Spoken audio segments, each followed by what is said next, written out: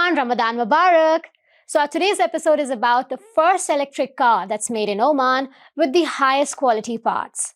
So, let's talk more about the car with Mr. Haider Adnan Al Zaabi, the co founder of Mice, the brand, and know more about the car. So, welcome to the show. How's everything with you? Good? Great, actually, and thank you for hosting us. Yes, thank you so much. So, I would actually like to know to be honest, I'm very curious. How much is the car costing? The car that's actually an electric car and made in Oman. Definitely. So, I mean, before I start with the price, I would love to also let you know actually about the brand, about Mace. So, when we started, actually, we've had the vision of building cars that are different than what we have today, which is cars that empower people. We've noticed today, I mean, mostly cars, they take you from A to B. It's just these machines that take you to this distance from A to B. So we try to envision, what about if cars can not just take you from A to B, but when you reach B, feeling more empowered and you're feeling more confident, and basically it will help you do more in life and empower you to do even further and to go even further in your steps. And that's where I would say the whole vision came, and the whole area for us to design cars, to come up with everything, including the price and all of that. So when we started at that course, I would touch upon our first actually prototype. If maybe you've seen the news 1 to 2 years back, Yes, I which have. was Yeah. like this very sporty, Silver aggressive color. silver Yeah, color. It's yeah. kind of looking like a Batmobile. Yes, A you're lot of people. absolutely right. I felt the same when I saw it. Exactly, Yes, and the yes. concept of it was that Batmobile is around. It was priced around 25,000 Omani riyals. So the concept was, imagine someone going to work in this Correct. Batmobile. How empowering would that be? So it started from there, and of course, with that car, because of the unique components and the unique shape of it, it's going to take more time until 2026. Right. So we said we need to capture this opportunity that we have today in the market, and how can we enter the market faster? And that's where we got into the SUV segment, and which is the car that we've just recently launched, the Mace Alive. Right. So first of all, Mace Alive, it's different than the other cars, as I mentioned, because of our vision going from A to B. So we've translated this vision in our products in three main areas. One, which is the design. So we always focus on designs that are empowering, designs that are futuristic and are unique. Second, we also focus on technologies. So not just the design, but also the technologies inside the car. They're all positioned and they're all there to serve you and to empower you and to make you actually reach. I mean, going through the distance, you feel empowered. And one of the technologies we worked on is a new patented technology, which is a Mace AI, which is basically, it's like having this friend with you or this companion along your journey. And it's basically this small screen, and you can put any face you want in it. You can put a famous character, or you can put a family relative, any face. And currently it supports both English and Arabic. Right. And you're just having a full flow conversations with it. So you can discuss about anything in life. You can discuss about business. You can discuss about vacations, anything. And I mean, that's the beauty of it. And one added feature of it as well. So it has this little camera that it also reads your facial gestures. So if you're like, if your facial looks worried or you look stressed, it will actually tell you why you're worried, why you're stressed. Try breathing or try listening to calm music, and etc. And that basically was one of the components of basically different technologies to empower you. Right. And the third main element is making all of this accessible. So today we do understand that there's a lot of amazing cars out there with amazing technologies and great designs, but the big factor is that they're very expensive and they're not made accessible. So for us, we said, okay, how can we fill this gap and make it accessible, wherein tomorrow people can buy cars, I mean, at affordable prices, and they feel proud of it, and not feeling, okay, I'm just having this car that I'm quite shy to kind of be proud of it, and I'm just trying to fit in or blend in. But thing becomes more as a companion for your life and basically supports you. And I mean, if you notice, we spend a lot of time in the cars, and this machine is similar to the phones of how much we get attached to it, how much time we spend with it. So why not just empower it and make it even better? So that's the main story of the idea. And then, of course, the current car that we've just launched is the Mace SUV. And the beauty of SUVs, you always have extra space and more features. Of course, you have a large screen, you have the panoramic roof, and all the fully loaded with all the technologies that you need, and all of that priced at around 15,000 Omani Riyal, which is very competitive compared to the competition. So comparing to currently what's available in the market, you have Kia, you have Hyundai, you have MG, you have even if you get Tesla. So they're all priced in the range between 17 to 20,000 and sometimes even more.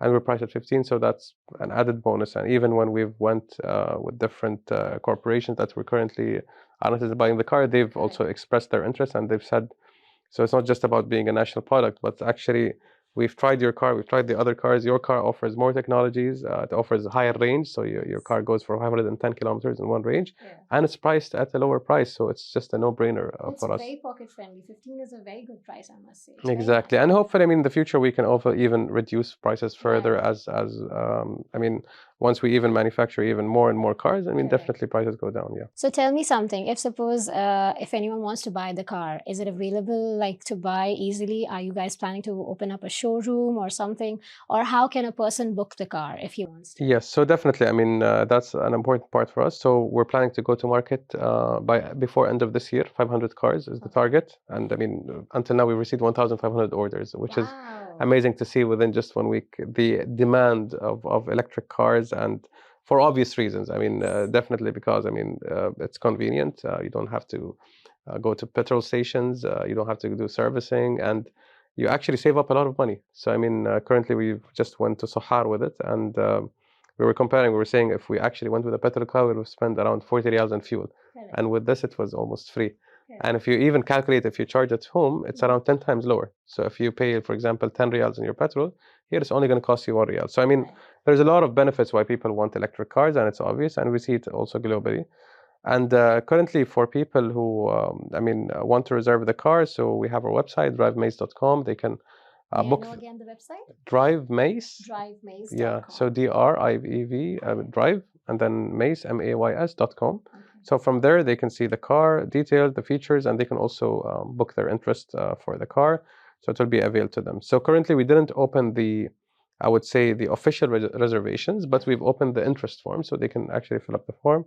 But very soon, we're planning to open the reservation form, and we're also planning to do a test drive event, so people can also come and drive the car and get a feel of what it feels like driving an electric car, which is quite exciting. Yeah. Right, amazing. So how different is the car from Tesla? Because we are all aware about the Tesla being the electric car and everyone knows how it is. So how different is it from Tesla? Exactly. I think that's a good comparison, because even from day one, we try to compare with the best, like, for example, Tesla. And at the end of the day, we always say that consumers, when they come and buy any product, whether it's a car or other product, they have all these different global products, and they have all of these different choices. So you have to be either better, or either at least minimum the same or better at quality. And that's where we started. So I mean, for us, even to, I mean, throughout this journey, for us to be able to provide, I would say, high quality for good prices, it was important for us to partner up with the best manufacturers around the world, with the best suppliers, and that took a lot of time and a lot of effort for us to be able to sort that out. And we're very fortunate that today we are working with the, I would say, the best manufacturers around the world. They're producing cars for companies like Toyota, Hyundai, Ford, and even others. And we've also managed to attract talent, which was also a very important factor. I would say experts in the field of this automotive industry who've opened a lot of doors for us, and I would say made the journey much easier and smoother, and got us to understand exactly how the other, I would say, large companies think from the inside. So we have one expert, for example, he worked in Tesla for over 10 years, and he was working directly under Elon Musk. So he was reporting to Elon Musk. And I mean, that was amazing for us to kind of get to see what's it like inside the world of Tesla. How do they manufacture things? He even opened the whole European market for him, and I mean, how to penetrate markets. How does even Elon Musk, as a leader, how does he work? How, I mean, what's the work ethic and the structure and everything? So I think that was very beneficial for us, and we've worked with even other people, like, for example, Tata Group. So we were fortunate enough to work with the right-hand man of Ratan Tata.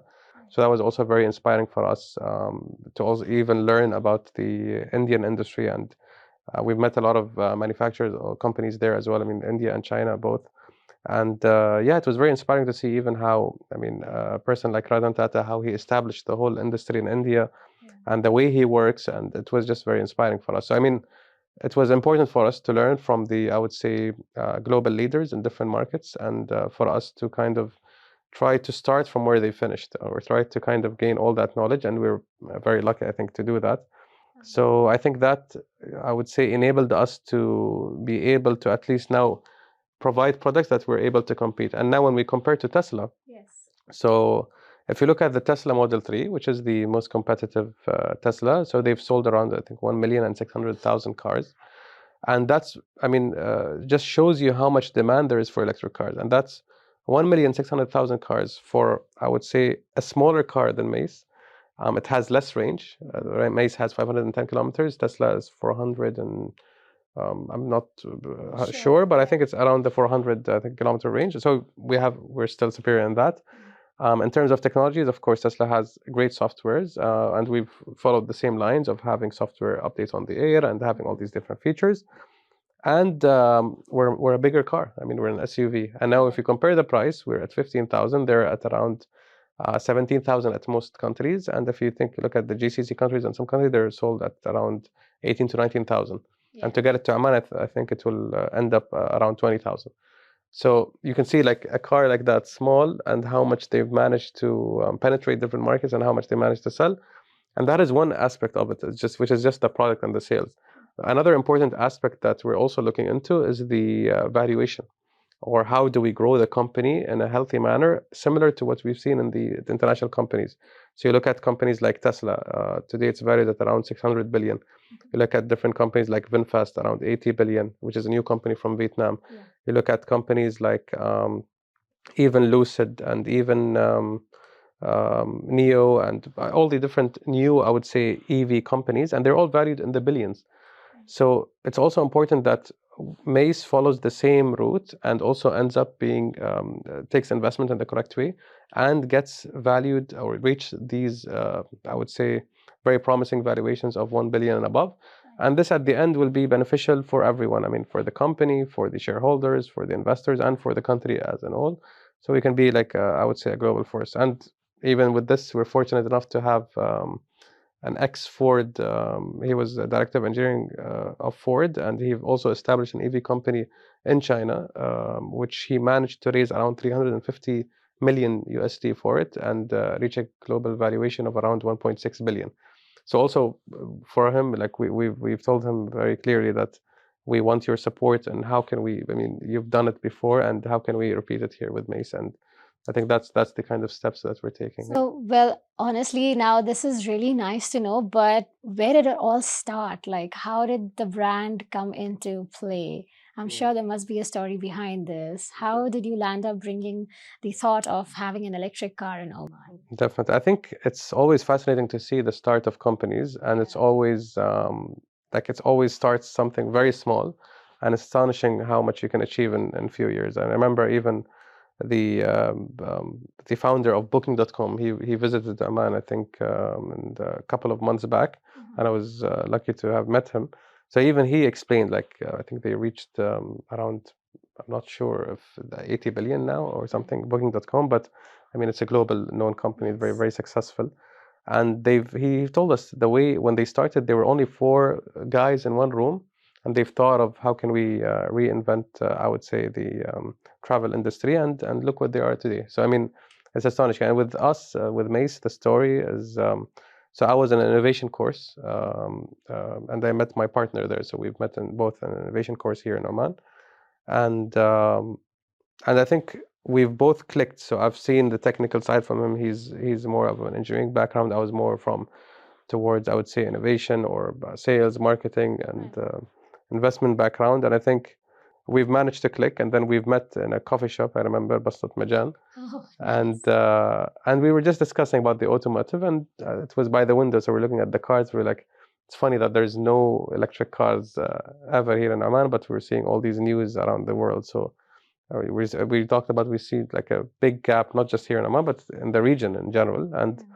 And then we saw the challenges, mainly because it's quite expensive and it's not available and etc. And then we thought, okay, why not try to fill this gap? How can we create cars? Let's create cars, and started from there. Nice. And of course, something at the beginning which looked so far-fetched, but we said, okay, let's start of looking of people who've made cars before. So we visited experts in countries like Turkey, China, India, examples, even from here, Oman, GCC, and it was very, I mean, once we've met all the different, I would say, people who've done it before, you start to realize how even something like making a car is actually doable. There are different steps or different ways or different routes, but then you see, okay, it's actually something manageable, and then it started from there, basically. Yeah. Honestly, nice. Okay, so since we were just talking about challenges, that brings me to the next question: that what were the challenges that you faced during the built-up stage? I'm sure there must have been some challenges. Could you name a few? I mean, we when we face challenges, I always remember that it's not only us that are facing challenges. I always remember that there are a lot of other entrepreneurs that are facing similar challenges, and even funny enough, a lot of times, I mean, it happens. I think I've met people from different countries, and they always say, "Oh, it's I mean, it's our country. There is a problem. The government, they're not supporting, etc." And everyone feels like the challenge is unique. But then when you look at the big picture, it's actually a challenge that everyone faces globally. Even if you take an example of, like, for example, Elon Musk, he faced challenges himself, and he was in the U.S. Steve Jobs earlier, but I mean, Elon Musk, he faced a lot of challenges that he was almost going bankrupt with the Tesla, and no one believed in him. But then basically he fought for it. Yeah. For us, same thing. So we faced a lot of challenges. The challenge, and I think this challenge also inspired us to kind of continue more, which is basically it's impossible for you guys to make it. It's impossible for, I would say, people in Oman to make it. It's impossible for maybe Arabs to make it. It's impossible for, I don't know, first timers to make it. And there's all these, I would say, taglines that are, I think it's there since we're young. We keep hearing this. It's always there, and I think it's common. Again, I say this is everywhere. It's not just here. But for us, we felt like, okay, now we're on this journey, and I'm very grateful that today we've reached this great milestone. But there was a lot of times, of course, that you sometimes start to kind of believe what they're saying. That okay, it does seem impossible. It does, because it sticks, and then you're getting all of this from, I would say, people who are, I would say, knowledgeable, or people who are. I mean, it's a logical thing, of course, what they're saying, but then it felt like a big responsibility that we have to make it now, because if we don't make it, then we're just proving everyone right that it's impossible. And it's sad because we have, if you look at the big region, we have around over 160 million children, and Oman, I think 1.5 million children, and all of these children are growing up. They need to have, I would say, bold dreams and aspirations. I don't remember myself growing up with huge dreams, and I think it's just because we're not seeing a lot of examples around us. And I think that's an important factor. And I think that's one of the things that inspire us to actually face all these challenges and to go forward, because it's a thing which is not just for us, it's a bigger picture. But one thing that definitely helped a lot, I would say, is having the right team, having the right co-founder. I think that helps a lot. And having the positive mindset. I mean, I'm quite positive, but my partner is even beyond me when it comes to positivity. And it's amazing to see how there's a lot of times or a lot of instances where something so negative and something so, I would say, sometimes even can be hurtful. But you would be surprised that I even learned this from my partner, that you can look at it. No, actually, maybe that person doesn't understand. Maybe doesn't have all the information. Let's give him another chance. And once we learned this mindset, I mean, I learned it more from him.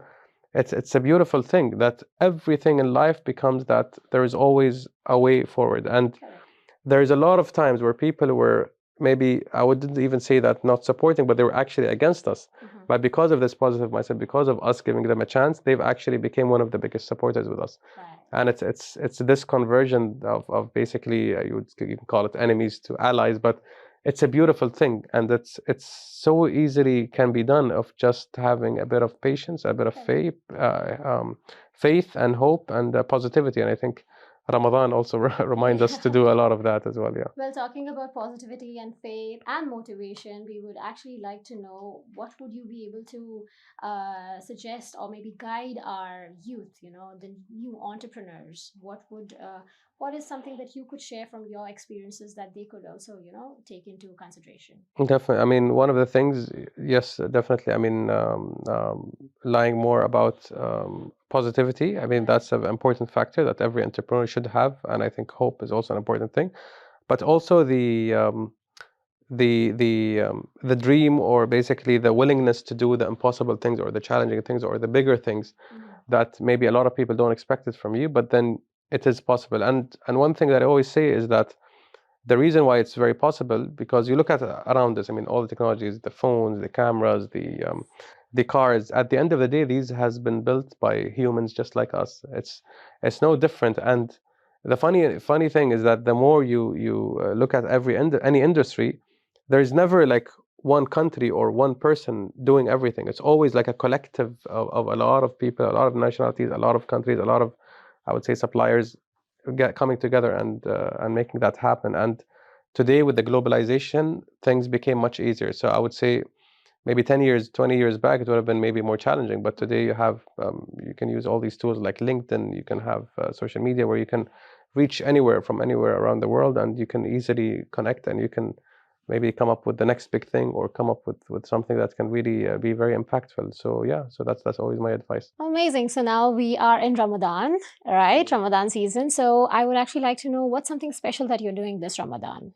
So in general, I mean, Ramadan usually is always a slow period where you can relax. For us, fortunately, we've launched just before Ramadan, Right. so it's actually a very busy period for us, and it's been, but it's, I mean, we've always been busy, so I don't think it's something that we're not used to. But I mean, Ramadan is always a month where you remember to be good with yourself, be good with others, trying to be kind. And I think that's a virtue that we've always practiced, regardless whether it's Ramadan or not. And I think maybe at the beginning you kind of see it as something it's cliche, but then in the long run, when you look back, you look at that these are the most important things: having the right virtues, the right ethics, and the goodness to do good for others, or the goodness even to do good for your products, or even the goodness of just having the good, I would say, thoughts around about anyone or about anything really makes a big difference. Because I mean, the opposite is negativity, and the opposite is basically having bad ethics, and we all know what is the results of that, whether it's in the short run or the long run. So I think yes, Ramadan is a reminder, but it shouldn't be only in Ramadan. It should always be, I mean, all year, and you'll see amazing results from it. Amazing. And last but not the least, well, Eid will be also around the corner. Yes. So do you have anything special planned for Eid? I mean, I do plan to travel. I mean, I deserve to travel. I You need to. I mean, do. it's been a while. So my eyes are on maybe Thailand or Phuket or something. I mean, it's always amazing. But hopefully, I manage to travel, because sometimes I get caught up and I don't get to travel. But yeah. Amazing. On that note, I also wish you an advance Eid Mubarak. Thank you. Thank you. Likewise. Yes, and may you have a blessed Ramadan ahead. Likewise. Thank you. Thank you, and to all the Welcome so viewers. much. Thank you so much for watching the show. For more such Ramadan episodes, keep watching the Arabian Stories.